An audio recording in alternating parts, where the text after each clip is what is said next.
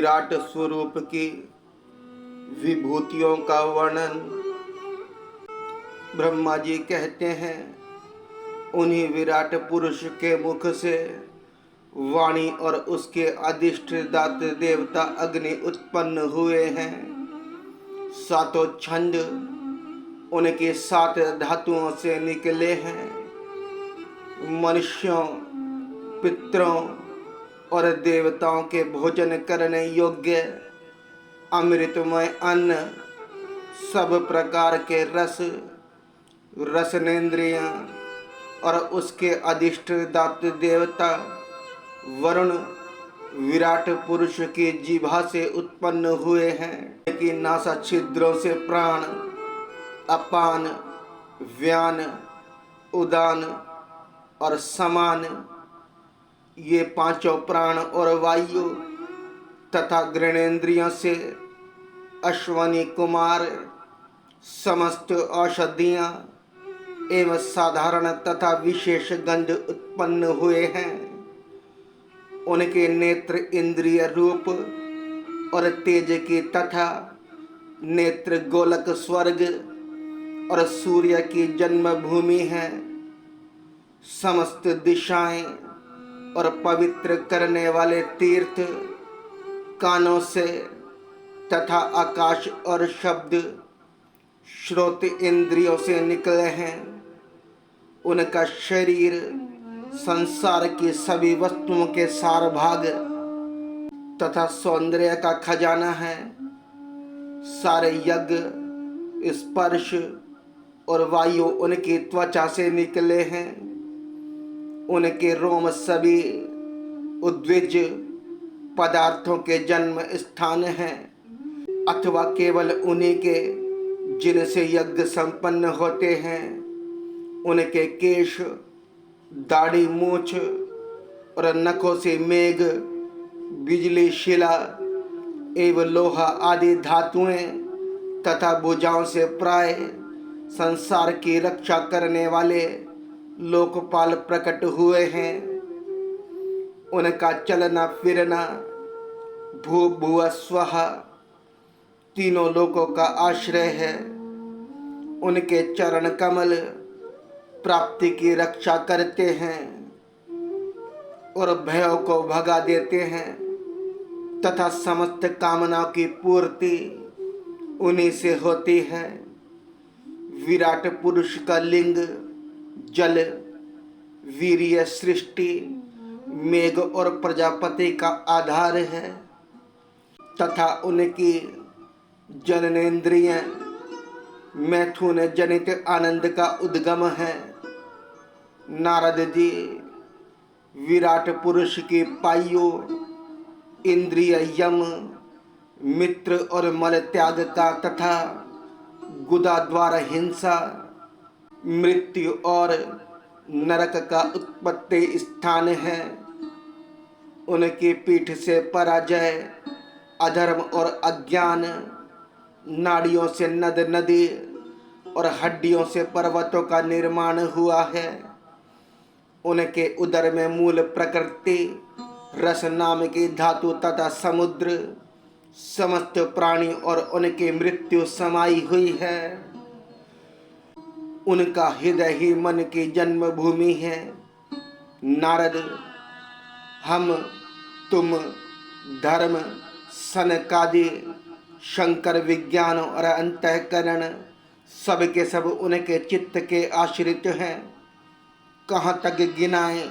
मैं तुम्हारे बड़े भाई सनकादि, शंकर, देवता, दैत्य, मनुष्य, नाग, पक्षी, मर्ग, रेंगने वाले जंतु, गंधर्व, अप्सराएं, यक्ष, राक्षस, भूत, प्रेत, सर्प, पशु, पितर, सिद्ध, विद्याधर, चारण, वृक्ष और भी नाना प्रकार के जीव जो आकाश, जल या स्थल में रहते हैं।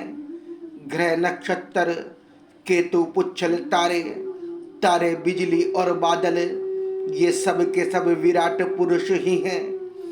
यह संपूर्ण विश्व जो कभी था, है या होगा, सबको वह घेरे हुए है और उसके अंदर यह विश्व उसके केवल 10 अंगुल के परिमाण में ही स्थित है। जैसे सूर्य अपने मंडल को प्रकाशित करते हुए ही बाहर भी प्रकाश फैलाते हैं, वैसे ही पुराण पुरुष परमात्मा भी संपूर्ण विराट विग्रह को प्रकाशित करते हुए ही उसके बाहर भीतर सर्वत्र एक रस प्रकाशित हो रहा है। मुनिवर, जो कुछ मनुष्य की क्रिया और संकल्प से बनता है उससे वह परे हैं और अमृत एवं अभय पद मोक्ष का स्वामी है। यही कारण है कि कोई भी उसकी महिमा का पार नहीं पा सकता। संपूर्ण लोक भगवान के एक पाद मात्र अंश मात्र हैं तथा उनके अंश मात्र लोकों में समस्त प्राणी निवास करते हैं। भूलोक, भुवलोक और स्वलोक के ऊपर महलोक है। उसके भी ऊपर जन, तप और सत्य लोकों में क्रमशः अमृत, क्षेम एवं अभय का नित्य निवास स्थान है।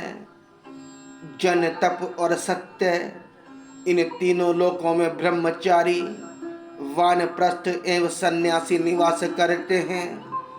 दीर्घकालीन ब्रह्मचर्य से रहित ग्रस्त भूलोक, भूलोक और स्वलोक के भीतर ही निवास करते हैं। शास्त्रों में 2 मार्ग बतलाए गए हैं। एक अविद्या रूप कर्म मार्ग जो सकाम पुरुषों के लिए है और दूसरा उपासना रूप विद्या का मार्ग जो निष्काम उपासकों के लिए है। मनुष्य दोनों में से किसी एक का आश्रय लेकर भोग प्राप्त कराने वाले दक्षिण मार्ग से अथवा मोक्ष प्राप्त कराने वाले उत्तर मार्ग से यात्रा करता है। किंतु पुरुषोत्तम भगवान दोनों के आधारभूत हैं। जैसे सूर्य अपनी किरणों से सबको प्रकाशित करते हुए भी सबसे अलग है, वैसे ही जिन परमात्मा से इस अंड की और पंचभूत 11 इंद्रिय एवं गुणमय विराट की उत्पत्ति हुई है, वे प्रभु भी इन समस्त वस्तुओं के अंदर और उनके रूप में रहते हुए भी उनसे सर्वथा अतीत हैं। जिस समय इस विराट पुरुष के नाभि कमल से मेरा जन्म हुआ, उस समय इस पुरुष के अंगों के अतिरिक्त मुझे और कोई भी यज्ञ की सामग्री नहीं मिली। तब मैंने उनके अंगों में ही यज्ञ के पशु, यूप स्तंभ, कुश, यह यज्ञ भूमि और यज्ञ के योग्य उत्तम काल की कल्पना की।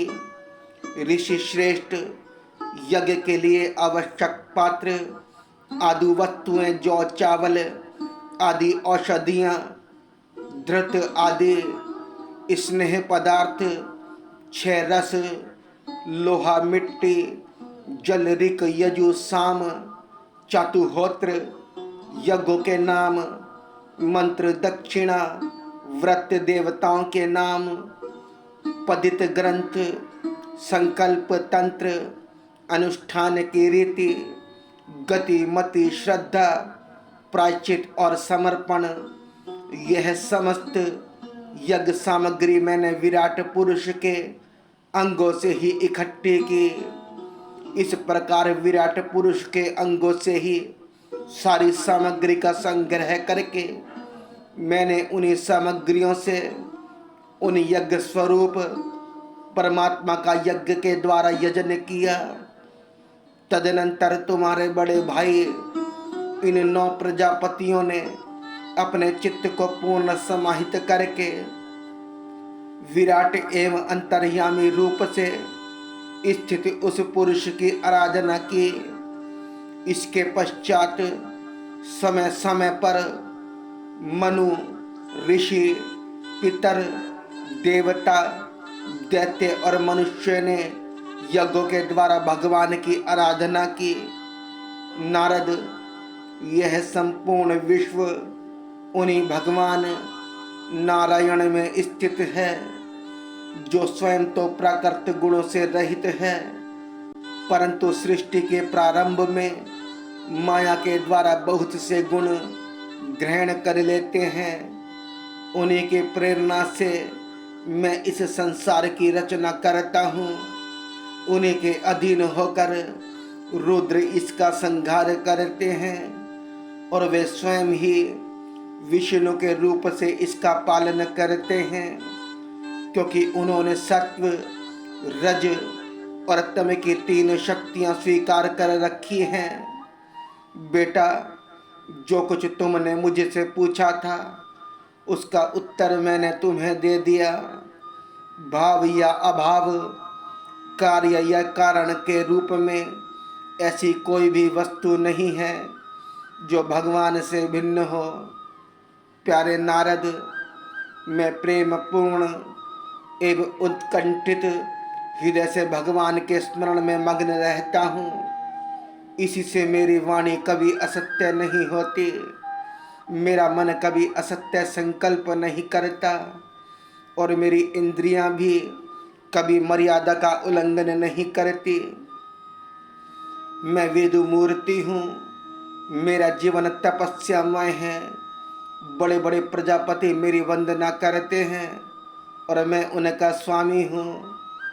पहले मैंने बड़ी निष्ठा से योग का सर्वांग अनुष्ठान किया था, परंतु मैं अपने मूल कारण परमात्मा के स्वरूप को नहीं जान सका, क्योंकि वे तो एकमात्र भक्ति से ही प्राप्त होते हैं। मैं तो परम मंगलमय एवं शरण आए हुए भक्तों को जन्म मृत्यु से छुड़ाने वाले परम कल्याण स्वरूप भगवान के चरणों का ही नमस्कार करता हूँ। उनकी माया शक्ति अपार है। जैसे आकाश अपने अंत को नहीं जानता, वैसे ही वे भी अपनी महिमा का विस्तार नहीं जानते। ऐसी स्थिति में दूसरे तो उसका पार पा ही कैसे सकते हैं। मैं, मेरे पुत्र, तुम लोग और शंकर जी भी उनके सत्य स्वरूप को नहीं जानते, तब दूसरे देवता तो उन्हें जान ही कैसे सकते हैं। हम सब इस प्रकार मोहित हो रहे हैं कि उनकी माया के द्वारा रचे हुए जगत को भी ठीक ठीक नहीं समझ सकते। अपनी अपनी बुद्धि के अनुसार ही अटकलें लगाते रहते हैं।